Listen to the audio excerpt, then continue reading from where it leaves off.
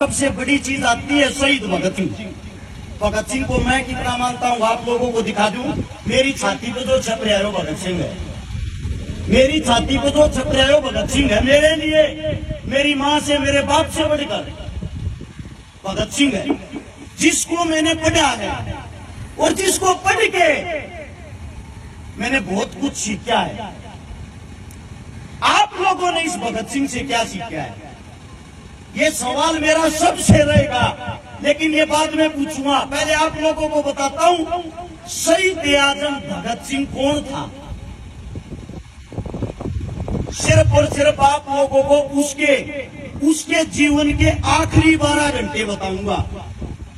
जो उसके जीवन के आखिरी 12 घंटे थे वो उस इंसान ने कैसे बिताए थे। 23 मार्च का दिन था 1931 में, हम गुलाम थे और उस दिन रात को जोरदार आंधी आई थी। जब जोरदार आंधी आई, सवेरा निकला। सवेरा निकलने के बाद ठंडा मौसम था, जो मौसम हाल फिलहाल का है। जैसे आप लोग बैठे हुए हो सब, लाहौर जेल के बाहर ऐसे ही लाखों आदमी इकट्ठे हो रखे थे उस भगत सिंह के लिए, राजगुरु के लिए, सुखदेव के लिए। वे तीनों शेर जेल के अंदर, ये लगा लो जहां मैं खड़ा हुआ हूं ये लाहौर की जेल है, और जहां आप लोग बैठे हुए हो आप सब जेल के बाहर हो। अब वो दिन बताता हूं आप लोगों की, रोम रोम तर्राएगा अगर आप बातें सुनोगे। उस दिन जेल का वार्डन शरद सिंह आता है शाम के 4 बजे और सबके गेट बंद करते हुए, सबके दरवाजे बंद करते हुए कहता है जल्दी से सब अंदर हो जाओ, ऊपर से आदेश है। उसी जेल की 14 नंबर कोठड़ी में शहीद आजम भगत सिंह, जिसकी जो जेल की जो कोठड़ी थी 6 बाई 8 की, 6 फुट चौड़ी 8 फुट लंबी, उसके नीचे कच्ची हरी हरी घास उगरी, उसके अंदर शहीद आजम भगत सिंह, जिसका कद 5 फुट 11 इंच, जिसकी कमर का साइज 27, जिसकी छाती का साइज 32, जिसके पैर में जूता आता था 7 से 8 नंबर का। आप लोग सोचते हो भगत सिंह कोई भीम था, ताकतवर था, ऐसा नहीं है। अंदाजा लगा लो वो कैसा हो। जिस वक्त उसकी फांसी का टाइम था उस वक्त उसका वजन था 62 किलो, और जिस वक्त वो जेल के अंदर गया उस वक्त उसका वजन था 57 किलो। अब गौर करने की बात सुनना, भगत सिंह कौन था, भगत सिंह की क्या विचारधारा थी। जब शरद सिंह उस गेटों को बंद करते हुए आता है, उसके बाद आता है बरकत नाई, जो जेल का नाई था, जोर जोर से आवाजें निकालते हुए, रोते हुए, ओए मेरे भगते को मार देंगे आज, ये गोरे लोग मेरे भगते को मार देंगे आज। सबको पता लग गया कोई न कोई अनहोनी होने वाली है। इतनी देर में सरदार जी का वकील आ जाता है, प्राणनाथ मेहता। वो भगत सिंह को कहता है सरदार जी आपको फांसी होनी थी कल सुबह 6 बजे, लेकिन ये लोग आपको आज ही फांसी देना चाह रहे हैं, ये इतने भयभीत हो गए हैं, इतने डर गए हैं।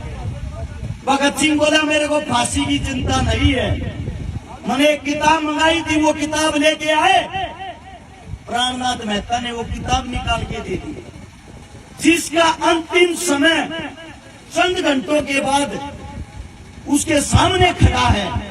वो इंसान आराम से शेर की तरह किताबें पढ़ रहा है, वो इंसान आराम से किताबें पढ़ रहा है। प्राणनाथ मेहता, उसका वकील, बोला देश के लिए कुछ कहना चाहते हो आखिरी शब्द।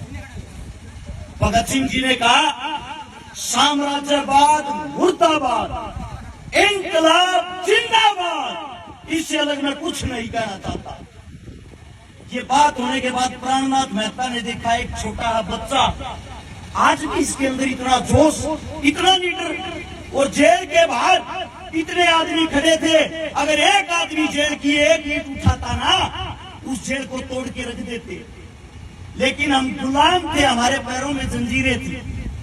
उस जेल के बाहर ही खड़ा हुआ एक इंसान विलाप कर रहा था, जिसका नाम था बोगा, जो वाल्मीकि जाति से था। बोगा वाल्मीकि। आप लोग आजकल जातिवादों में अपनी ऐसी तैसी कराते हो, आपस में लड़ते हो, आपस में भेदभाव करते हो। भगत सिंह का आखिरी सपना था उस बोगे को, मैं बता देता हूं बोगा कौन था। वो जेल की सफाई करा करता, जेल का भगत सिंह का मलमूत्र उठाया करता, और भगत सिंह प्यार से उस बोगे को बेबे कहा करता। पंजाबी भाषा में बेबे माँ को कहते हैं, उसको माँ कहा करता। जेल के और आदमी बोले, अरे वाल्मीकि जाति के इंसान को तू बेबे कह रहा है, माँ बना रहा अपनी, किस लिए? भगत सिंह बोला, मूर्खो, जब मैं पैदा हुआ मैं छोटा था, मेरा मलमूत्र या तो मेरी माँ ने उठाया था, और आज या मेरी ये माँ उठा रही है, मेरे लिए ये मेरी माँ ही है। भगत सिंह ने बोगे से कहा, बोगे तेरे हाथ की रोटी और खाना चाहूं बेबे, अपने हाथ की रोटी खिला दे मेरे को। वो बोला, सरदार जी आप उच्च जाति के हो, मैं एक छोटा सा इंसान, आपको रोटी खिला दूंगा, लोग मेरे को मार देंगे। भगत सिंह बोला, मैं हूं ना, खाने वाला मैं हूं, तू क्यों चिंता कर रहा है? बोगा अपने घर से रोटी बना के लाता अपने हाथों से, और बोगा टूक तोड़ के एक निवाला भगत सिंह के जैसे ही मुंह में देता है। बोगे की आंखों से आंसू निकल आए। बोला, रे भगते, तू किस मिट्टी का बना हुआ है? तू किस मिट्टी का बना हुआ है? लोग आपस में जातिवाद में लड़ रहे हैं और तू इतना प्यार कर रहा है सबसे। वही बोगा जेल के बाहर खड़ा था। भगत सिंह की आखिरी ख्वाहिश थी एक बारी उसके हाथ की रोटियां खाऊं। वो बाहर चिल्लाता चिल्लाता बेहोश हो गया, जेल के अंदर उसको भी नहीं घुसने दिया। जब भगत सिंह को अंग्रेज आए, वो टीम आई, फांसी के लिए लेके चल दिए। फांसी के लिए जब लेके गए, तीनों से पूछा गया, तुम्हारी अंतिम इच्छा? गाली देते हुए बोला, शहीद आजम सरदार, अबे कुत्तो, आखिरी इच्छा यही है, इस देश को छोड़ के चले जाओ। पहली इच्छा भी यही थी, इस देश को छोड़ के चले जाओ। हंसते हुए कहा, ये तुम्हारे बस की नहीं, अपनी फांसी की तैयारी करो। 7:28 पे उन योद्धाओं को फांसी के फंदे पर चढ़ाया जाता है। 7:33 पे उनकी फांसी पूरी होती है। उस 5 मिनट के दौरान जब ये पूछा गया, तुम्हारे में से सबसे पहले फांसी के फंदे को कौन चूमना चाहेगा, एक ऐसा पागल था जिसका नाम था सुखदेव। उसका कहना था, मैं देश के लिए एक बार मरना चाहता हूँ। सुखदेव ने हंसते हुए कहा, सबसे पहले फांसी के फंदे को मैं चूमूंगा। पहले सुखदेव का नंबर, फिर भगत सिंह का, फिर राजगुरु का। बाहर उसकी माता जी खड़ी थी। उसकी माता जी ने कहा था, बेटा, जिस फांसी के फंदे को तू अपनी दुल्हन कहता है, जब वो तेरे गले में डला है, तेरी आवाज मेरे कानों तक सुनाई देनी चाहिए। ये बताया जाता है उस वक्त भगत सिंह ने इंकलाब जिंदाबाद का नारा इतने जोर से लगाया था, बाहर खड़े 1 लाख आदमियों को साफ सुनाई दिया था। उनको मृत घोषित करके हमारे देश के जवानों को, हमारे देश के क्रांतिकारियों को उनके टुकड़े टुकड़े कर दिए। उनके टुकड़े टुकड़े करके सोचा, इनको जेल के अंदर चलाओगे, बाहर पब्लिक को पता लग जाएगा। बाहर से ट्रक मंगा लिया, ट्रक मंगाकर उसके अंदर बोरियों में बांध के उन लाशों को बदतमीजी के साथ बनाया गया, और पिछली जेल की दीवार तोड़ के वहां से निकाल के ले गए सतलुज के किनारे। सतलुज के किनारे जब लेके गए, वहां के गांव जाग गए और उन अंग्रेजा हमला बोल दिया। आधी कच्ची जो लाश थी उसको वहां से वापस निकाल दिया, जिनका पूरा शरीर जला नहीं था, अंतिम संस्कार हुआ नहीं था। उसको निकाल के अगले दिन की जब सुबह होती है, सबको पता लग जाता है हमारे बीच भगत सिंह, राजगुरु, सुखदेव नहीं रहे।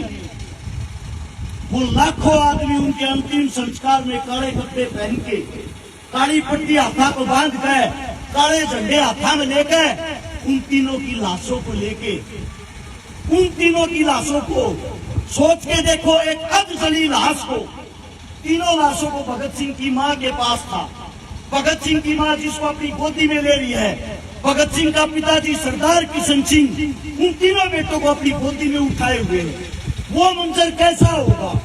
उसको लेके अंतिम संस्कार के लिए जब जाते हैं, उनका अंतिम संस्कार हिंदू और सिख दोनों रीति रिवाजों के द्वारा किया जाता है वहां पे। लेकिन सबसे पहले जो नवज पढ़ता है, नवज पढ़ने का काम किया वो मौलवी ने किया। उसके बाद ब्राह्मण ने उनके अंतिम संस्कार का क्रियाक्रम किया। और एक आज का समय है जो हमें एक करने के लिए इस देश को छोड़ के चले गए, जिनकी लाशों का बदला आज तक नहीं लिया गया, आज तक उनको शहीद का दर्जा नहीं मिला, आज तक उनका कहीं जिक्र नहीं होता, आज तक कोई भी पार्टी उनके विचारों पे नहीं चल पाई। उनके सबसे पहले विचार थे हम सब एक हैं, हम सब इंसान हैं। कोई भी सरकार आए आप लोगों को हिंदू मुसलमान जातिवाद में बांट के, धर्मवाद में बांट के लगाती रहेगी, आप लोगों का फायदा उठाती रहेगी। मैं आप सभी साथियों से पूछना चाहता हूं, आज इस वक्त लिम्पी नाम की बीमारी चली हुई है। सबको पता होगा हमारी गौ माताएं कैसे तड़प तड़प के मर रही है। भाजपा सरकार, कोई पार्टी वाला बैठा हो भाई बुरा मत मानना, बात को समझना और सुनना।